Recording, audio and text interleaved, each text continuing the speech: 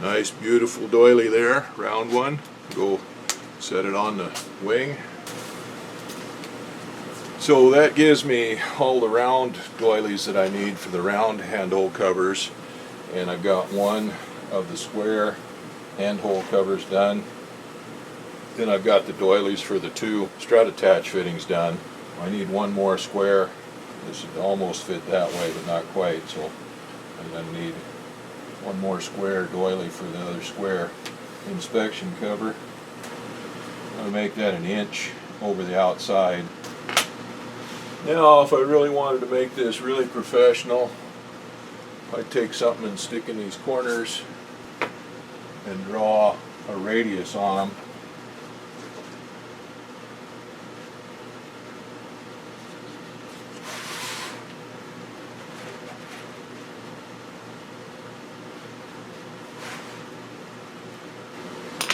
Before I cut this out though, I'm going to go ahead and put some polybrush in that so it makes it easier to cut out without any fraying or anything. You can see what the edges look like here.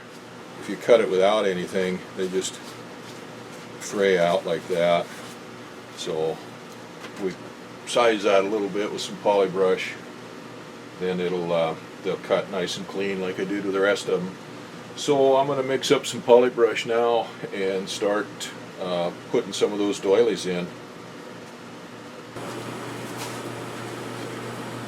Alright, I'm going to put this doily on this inspection ring here now. I needed a little bit of practice before I showed off my superior skills here. I did 3 of them and they turned out pretty good. Well, it's been a while since I've done these, and they're a little bit tough to do because you've got, well, they're round, but you got this ring in there, this plastic ring in here, and of course it sits up proud of the skin, and there's a little bit, these are tapered pretty much, that there's a little bit of a lip there between here and the top and then over the outside. So what you want to do is to do this a little bit at a time. And we'll do the center of this ring first, and I'll put polybrush in there. I've already got a bed of polybrush on everything. I think I went over that 3 times.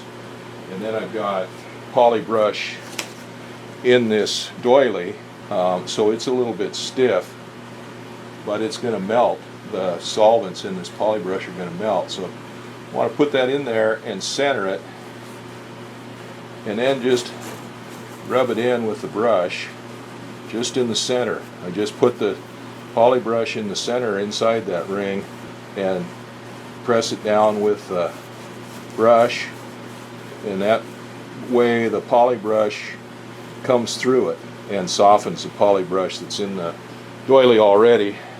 So then I've got a little stick here, like a little popsicle stick, and I just go in there and we've got to push the air bubbles out of that. So if we just try to stick the whole thing down first, it's going to be a mess because there's going to be air trapped in the middle of this, and it's not going to want to sit down flat here in the center because of that ring there, because the ring is proud of the underlying poly fabric. So I'll just take this stick and run around there and push that down in tight against that ring and down against the skin inside that ring. And I've got all the air bubbles out of it, and I'm just pushing it in there, and then you just kind of got to do that and keep doing that a little bit until that polybrush starts to set up enough that thing will stick down on its own. You want to get the polybrush to come through the fabric in that seam right there, and then you give it a little bit of time and the polybrush will start setting up on its own, and once it does, then that thing is glued down. Now the book and the video both show using a pencil, the same pencil you use to mark this stuff out with, and just going along in there around like that, pushing that fabric down against that fabric on the inside of the ring. But I got these little stirring sticks that I got off of Amazon, and they're just like a popsicle stick basically, and they work just right for that. You can get that pushed right in there tight and just work that right around there like that. Now the book says to make these rings out of the lightweight fabric. It says you can either use the lightweight fabric or the middleweight fabric, and the lightweight fabric is easier to contort to make it shape up there. But I'd have to order lightweight fabric to do that, and I've got lots of leftover middleweight fabric, so I'm going to use what I've got. The other thing is that this would conform easier if I hadn't already put the poly brush on, I hadn't heat shrunk that. If that hadn't been heat shrunk, it would conform easier, and if it didn't have the poly brush in it, it would conform easier. But basically the poly brush, when it gets in there to the wet that's dried on this fabric, when it gets into the wet poly brush, it just dissolves anyway and it all bonds together. So that's, except for initially getting it to go down in there, that's not as big a factor. So now we'll let this all dry like that before we come back and put it down around the outside perimeter, to put the outside perimeter down. Now some of these, it probably doesn't make too much of a difference because these are going to be cut out, and we've got inspection rings or inspection plates that go over here to take on and off to inspect inside the wing. But some of these are not going to be opened up. Most of them, a lot of them are not going to be opened up anytime soon. So we want them to look really nice because they might be like the ones on the other fabric. There were some of those that never did get opened up. There's only inboard ones by the flap bell crank, and the ones out here on the wing, in the middle of the wing where the aileron cables and the pulleys go and stuff, those were about the only ones that really got opened up. So that one's looking pretty good. So that's 4 of them done now. Basically the square ones work the same way. I haven't done the square ones yet. I've got one square one, the doily cut on that, ready to go on, and I've got the other one shrunk and sized. It's still on the frame and needs to be cut out. But I've got 4 more of these round ones to do, so I'm going to go ahead and get these done like this. And I'm just going to get these done like this tonight and let them set up overnight, and then I'll come back because it's getting late. It's almost midnight now. So I'm going to get this done, quit for the night, and then tomorrow I'll come back and then bring these down around the outside. And then once I get these all glued down, then I can start putting my finishing tapes on and stuff. I started to get these inspection covers and rings installed here, the finishing stuff on this lower end of this wing. I glued the inspection rings on and got the grommets put in around the other inspection areas and around the wing strut attach fittings. Then we made up some doilies to go over everything. And last night, the last thing I did before quitting was to take these doilies and get them initially put on.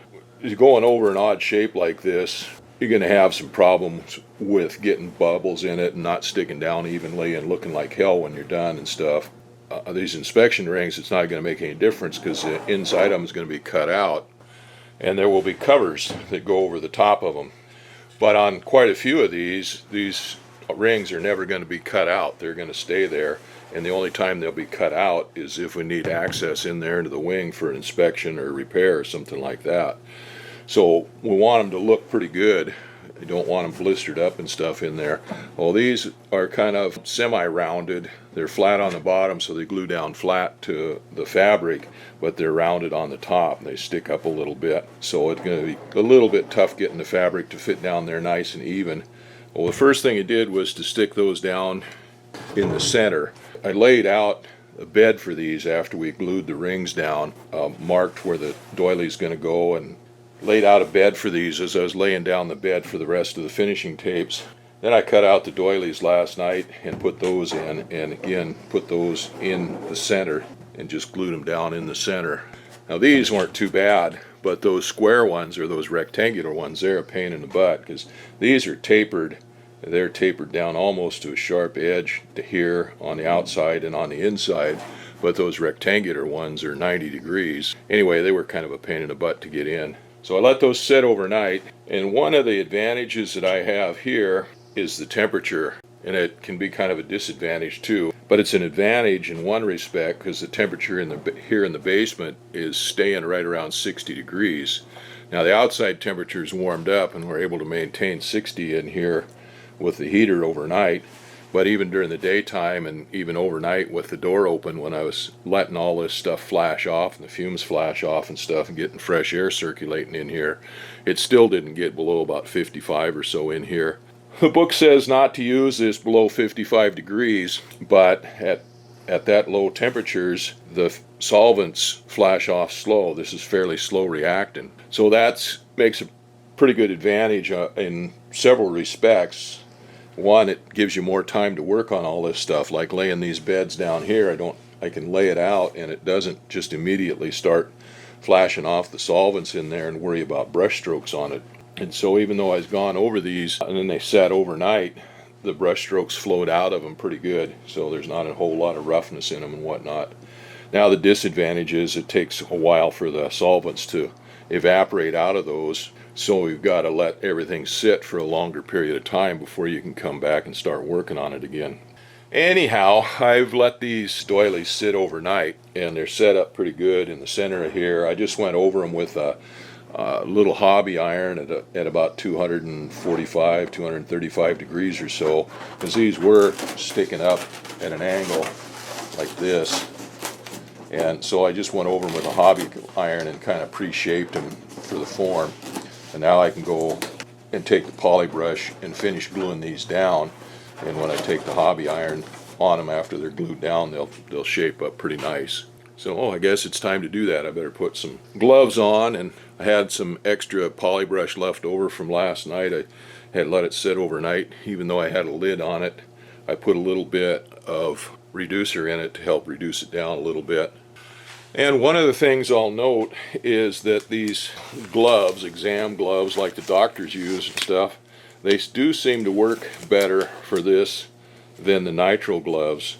They still disintegrate, and the tips of them, if you use them to rub the stuff in with, the poly brush and stuff like that in with, they will melt these and you will get stuff through your fingers on them, but not near as fast, and they don't make near as much of a mess as the nitrile gloves do. So I did 3 of these yesterday, putting the doilies on, practice before I started showing it on the video, and this is the first one I put on, and it turned out pretty good. But we get a little bonus today. I haven't practiced any with finishing putting these doilies down.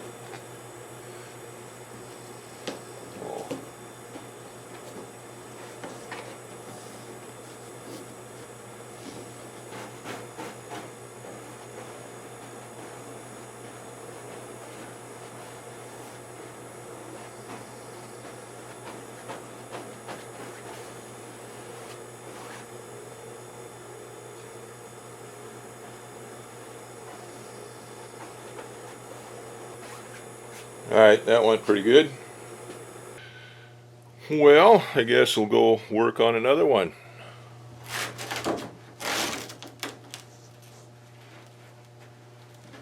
Since I've already got a bed of polybrush down on here and polybrush in the fabric, putting the iron over there not only shaped the fabric, pre-shaped the fabric, but it also glued it down, but I didn't hold it on there long enough to try to glue it down. That wasn't the intent of that.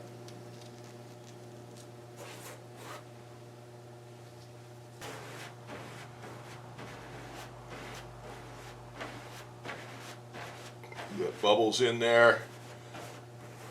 I'm going to try to brush those to the outside edge to get rid of them, like if you're doing a decal or something.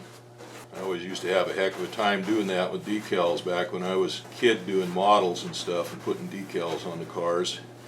Actually, the old water slide decals weren't quite so bad. And some of this, like this, is going to have a tape go over it, so we'll have to deal with that when the time comes. Alright, that's it. That's looking pretty good. I'm glad I went over those with the iron ahead of time and kind of pre-shaped those a little bit. Those aren't too critical. There's a little blister in that one, and the iron will take a lot of that out of there when we go back over it and iron it down again. See, with it being cooler in here, I've got a lot more time to work on this stuff. than if it's hot and dry. Gives me a big advantage. Well, those are going pretty good.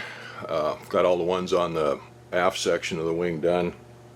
Got that grommet around that rear strut attach fitting done. And the one that was going to cause the problem is that rectangular one up there at the wing root, and that one went in pretty good, so I'm expecting this one here by the strut attach fitting to go in pretty good too. And once it's down, then I can put the doily over this strut attach fitting on this side. So I got 2 more to do on the forward section of the wing, and then those will be done. Then I can start laying out finishing tapes.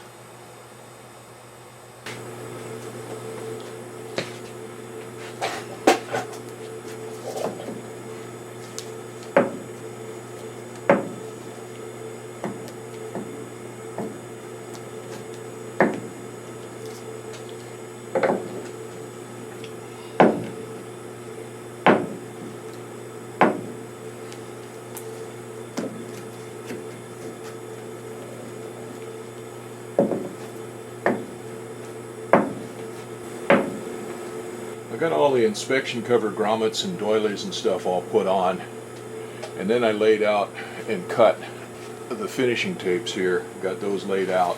I actually put the ones on that go on the diagonal braces on the butt rib and on the wing tip. I almost forgot that I was going to do something with these hinges, as I put doublers on the aluminum on these hinges. Oops, I need to mark that out where the stuff goes on it. I put doublers on those hinges, and there's rivets and stuff sticking out of them anyway, so that puts some edges in there on those. And I wanted to put doublers, gussets over those hinges. Well, I almost forgot that. This is some of the material that I'd set up for doing these other doilies and stuff here is left over. I'm going to have to make some new stuff to do the last 2 hinges there for the flap hinges. I've got the ones for the aileron hinges done here now. Just getting those put on.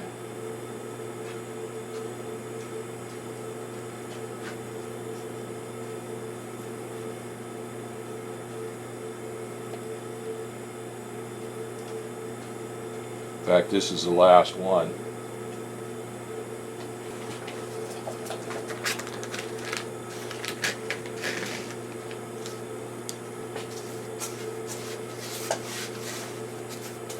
I cut these out of that leftover material from making the doilies for the inspection covers, and I made them 6 inches by 4 inches. As these plates that we put on here, these doubler plates that put on the false ribs, were 3.5 inches by 2 3/8 inches or something like that, maybe 2.5 inches, I can't remember for sure. But anyway, this covers those up pretty good. It might not be necessary, but so the standards for the fabric covering in the 4313 and the polyfiber handbook are minimums, which you can follow if your airplane's going to be a hangar queen. But this airplane is outside much of the year, exposed to the weather, the sun, and the rain, and the snow, and the ice. And it flies in the heavy rain, and sometimes hail, and sometimes snow. Just doing the minimums on here is probably not the best thing. So I'm going to wind up using more material than maybe some guys would.